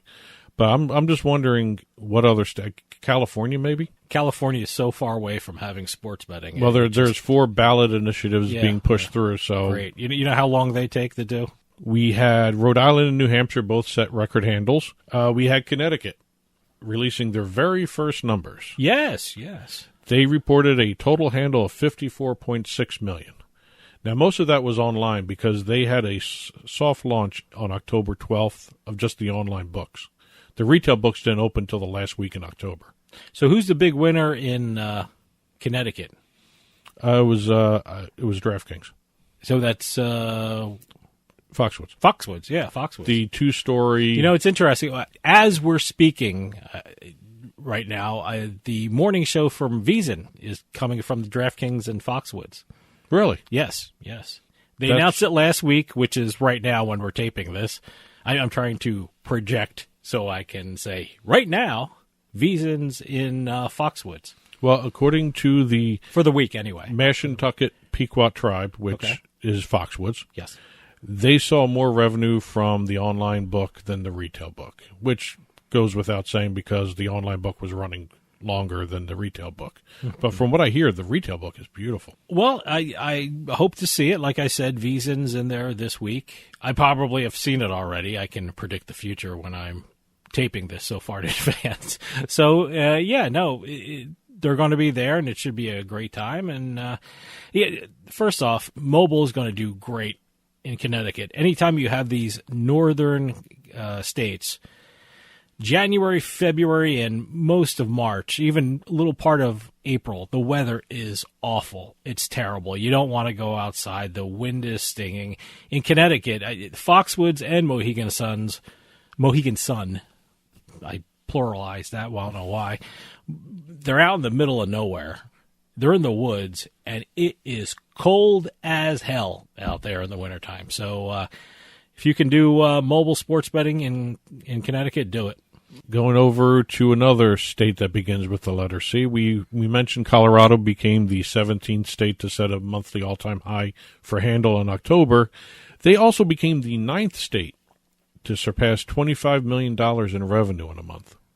Oh, okay. They joined New Jersey, of course, Nevada, Pennsylvania, Illinois, Indiana, Virginia, Michigan, and Tennessee. Well, look, Colorado's a top-tier market when it comes to sports betting. So Very quickly became a top-tier market. It's really great. What do they have? I don't even know how many sports books they have in there. They've got 25, 26 online books. Something crazy. But again, I'm saying something crazy. New Jersey is like 23, 24. I don't know. Well, it's a matter of having an open market. Not doing the deals like New Hampshire and New York have been doing. I got to tell you, there's nothing like. Everyone says, oh, my God, the market's so crowded. But you know what? That's so good for the consumer because each of the sports books are trying to outdo the other one in, props and benefits for your customers and promotions and things like that. It is so great. You know how many free bets you get in these different sports books just to make it more attractive to customers? There's nothing like free market competition to really help out the consumer. Well, again, it's also a matter of even without the promos, because like states like Nevada don't allow the online books to offer promos. They don't? No. Really? Huh. So I know their menu is a lot less than New Jersey. I know the sign-up bonuses, the free bets, all that stuff. I know that kind of stuff is a lot less than New Jersey. I know it's a lot less than Colorado. I know a lot of sports bettors who say, you know what, we're looking at moving to Colorado because you can make more money in Colorado with your betting. So Nevada probably would have to change that in the future. They still have the in-person registration. Yeah, I know. They're going to have to do something. I mean, there's just so much competition, so they got to change with the times. Although they had $1.1 billion in handle, so I don't know how much changing they have to do. Well, you got to remember, Nevada was aided by the fact that Las Vegas finally reopened, too. Yeah, but they've been open for a couple months now. They've been open since... They had one of their best tourist months in October. Well, also, a lot of poker players went to Las Vegas for the World Series of Poker, and that sure helped everything out. Well, according to some of the research out there, Las Vegas tourism, they reached their highest visitor count since the pre-pandemic. Well, they're certainly in October. They're certainly pushing it. I see a lot of commercials. Visit Las Vegas, visit Nevada, in New Jersey here. So they're really making a push for tourism. I'm wondering how the winter months on the East Coast are going to help Nevada, because there's got to be a lot of people trying to get out for the winter. January, February. I mean, I know Super Bowl. But I wonder how much more it's going to be aided by the cold weather on the east, bring people over to the west. Well, look, I mean, we usually go to Atlantic City for the Super Bowl, and it's packed because the deals are so great. I mean, first off, I don't like flying, and I certainly don't like flying nowadays and things like that. It's just crazy there. So you know what? I stay in my home state. I go to Atlantic City. And the deals are great because, like I said, there's a lot of casinos there. There's a lot of hotels there, and they're really competing for your dollar, and it keeps the prices down. And there's tons of stuff to do in the different sports books in the city, and it's great. And the promos are amazing online too for the sports books, the mobile sports books. So it pays to stay home. Well, for me anyway. Before we get off the numbers, all right. Last number comes from Colorado again. Table tennis. Oh, geez. What is it, number 6? Nope.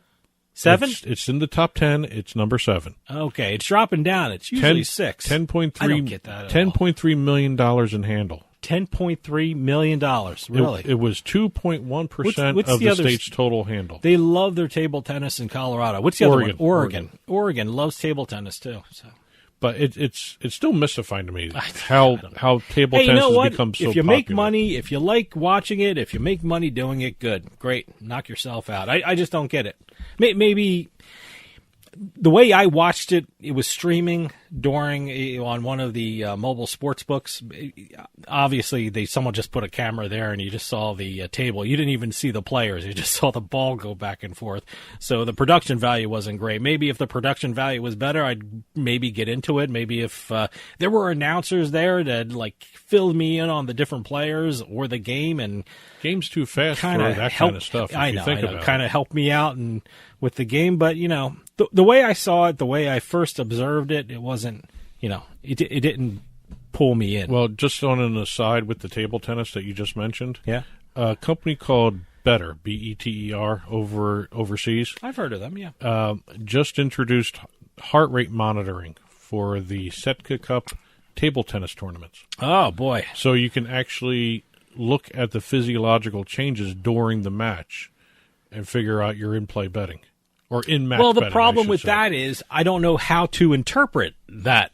If someone starts his heart rate you'd have to learn how to read. What does that tell me? Does it tell me depends to on bet how on they present. See, that's the thing. You got all this raw data, but it's really a matter of how they present the data. And if they're going to show you, like in the video games where a guy's energy is dragging down, okay, that could help. The better. I don't know about the raw data unless you know the heartbeat per minute of an average table tennis player. Data is great. Data helps you out. But what's even more important than the data is some instruction on how to interpret the data. Because if I see somebody, like you said, the heart rate is going up for a table tennis player. Where do I take that? I don't know where to take that. Boy, the other guy's level. Boy, does that mean he's focused and he's focused in on the game, and this other guy's nervous because he's losing? How do I interpret that? I would assume. I don't know. I would assume accelerated heart rate means the guy's either tiring. That might be a little overkill in information. I think every little bit helps a better if you're that hardcore into betting on a certain sport. Yeah, well, if you know how to read it. Going over to a couple launches in Wisconsin, the Oneida Nation began taking sports bets last week at the tribe's main casino, the Oneida Casino. Yes, and the bingo queens were there. I don't know what that means, but I read it in the article. But the bingo queens placed the first bet. What does that mean? Is bingo that big there? Well, the Oneida Casino was a bingo hall. Okay. And the two women that they called the bingo queens were actually the pioneers in the bingo industry for that state. Okay, all right. I didn't know that. Yeah. What did were they employed by the? They started up the their bingo own, hall, or I think they were. Were they employees, just really but they good ran customers? No, they ran the tournament. Oh, okay. So they were the great. They were famous. They were famous bingo players. See, that's a cool move. I like that. That was a good move by the casino. You bring in people from the community that really helped out the industry. That was a nice gesture. And regarding that property, it's the only place sports betting is allowed at the Oneida Casino. The tribe owns 2 other casinos. There's no sports betting at those. Okay, and I'm assuming no mobile. No mobile. No mobile, okay. And also, the Oneida Casino is right by the main airport in Wisconsin. Ooh, nice, okay. So, good location. Good location. Ballybet went live in Virginia around Thanksgiving. They are now the 10th sports book in Virginia, and Virginia is also the 3rd state for Ballybet. They're also live in Colorado and Iowa, and the next state they said they have plans to launch in is Indiana. Also in Virginia, state officials granted temporary sports betting licenses to Betway and SI Sportsbook. Okay. That'll be the state's 12th and 13th sports books. Oh, by the way, stay tuned for an interview about Betway coming up very soon, right? Yes. Okay. Yes. See, I asked Doug, he's the producer of this show and also the national radio show, and I'm not sure where the interview is going to go to first. You'll decide, I guess. Yes, me running all these stuff here, Yeah. it kind of explains why sometimes I'm scattered. Okay. All right. So, but staying with the... no, but you'll hear a lot more of Betway Yes. in the coming weeks. In the coming weeks, on both shows. We're going to be talking about legislation now. We have in California, we just talked about, they're so far away from sports betting. A new poll by FM3 Research and EMC Research indicates only 37% of voters support legalizing online and mobile sports wagering. Uh-oh. Yes. Well, how do they feel about retail? From what that's previous polls, not a good sign. From what previous polls have shown, when they talk about overall sports betting, the number does go down. So there is a lot of reticence about sports betting in California. But boy, is Nevada thrilled to hear that. Oh, I think Arizona's more thrilled. We were hoping in New Jersey that New Yorkers didn't want mobile, but nope, they love it. And they're getting it. We have the actual first bill being filed in Missouri for sports betting. Missouri House Bill 1666 was filed by Republican Representative Phil Cristofanelli. Bill sets forth the tax rate of 6.75%, does not have a official data league mandate. So you can use any data you want. And it allows for sports governing bodies to request that certain events or bet types be banned. Okay. So kind of a straight ahead sports betting bill there. Arkansas Racing Commission, which regulates all gambling in the state, is set to vote on December 30th on a rule change that would allow mobile sports betting in the state. Okay. So they may actually end up being the first southern state with both mobile and retail. Great. Because Florida, it has not yet started anything yet. They had the online only right now, but we'll see what happens with that. That's the retail books have not launched yet. Right now, it's going to be kind of interesting to see what happens with Florida. Florida is going to be a big indication moving forward, I think, of how the Department of Interior handles these Indian compacts. Well, it's going to be interesting to watch what happens there. We have in Chicago, the Chicago City Council is considering an ordinance that would allow sportsbook facilities at or near the city's 5 professional sports stadiums. Okay. And there's a lot of controversy about it because there's some disinformation being sent out there by opponents of this. They're saying that it's going to be casinos kind of set up near the sports fields. I remember doing a story about a sports book near or in Wrigley Park. The story you did a while back. Months ago. They still have to go through this ordinance. Okay. That's part of all this. These are going to be sports-themed bars with sports betting inside them. You mean the kiosks? Is that what we're talking about? No, they're talking about some tote boards and everything else. Okay, all right. But they're also going to be. It's going to be more of a bar with sports betting, not a sports book with a bar. Okay. So I think there are semantics there. A couple of deals to hit real quick. Sport Radar announced a multi-year sports betting partnership with PointsBet that establishes Sport Radar. I always want to say Sports Radar. It's Sport Radar as PointsBet's official U.S. supplier of choice for MLB, NBA, NHL, college football, and college basketball. The sixth multi-year deal for Sport Radar with a top-tier sports book for U.S. sports data. They are slowly taking over a lot of stuff. And their only competition out there is Genius. Yeah, I see Sport Radar's name everywhere. I think I said that last week. Every time I watch a TV show, 9 times out of 10, Sport Radar is in the final credits. And speaking of the other company, Genius. Okay. Genius announced a partnership with the National Lacrosse League. Oh, okay. They will be launching a new free-to-play Pick'em game called the Nll Pick'em Challenge. Fans are going to have to answer 10 questions every week leading up to the weekend's action for the Lacrosse League. And the winners of these quizzes can get real money or prizes or some sort of package that they get from the NLL. I have to look up and see if I have a local professional lacrosse team. Well, which league? NLL is different. Well, let's stick with the NLL. I don't think there is one in New Jersey. Well, we're near Philadelphia and New York. There might be a Philly one. I don't know. I would think New York. Wouldn't they have one in New York? I have to take a look because it's still not a huge league. It's like 8 teams or 10 teams. So, and last but not least, DraftKings announced a multi-year financial commitment to Kindbridge Research Institute for a new research program to study the nexus of veterans and responsible gaming. Okay. Yep. Just wanted to do a responsible gaming story. Throw it in good. There.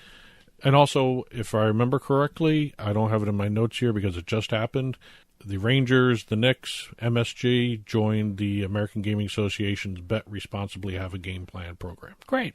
That's it for this week's book report. The print version of this, which has a lot more stories than we just talked about, will be available about an hour or so after the show publishes. Head on over to turnpikesportsradio.com and click on the blog button there, and you'll see the print version of the book report. That'll do it for us this week. We'll see you next time on the Turnpike.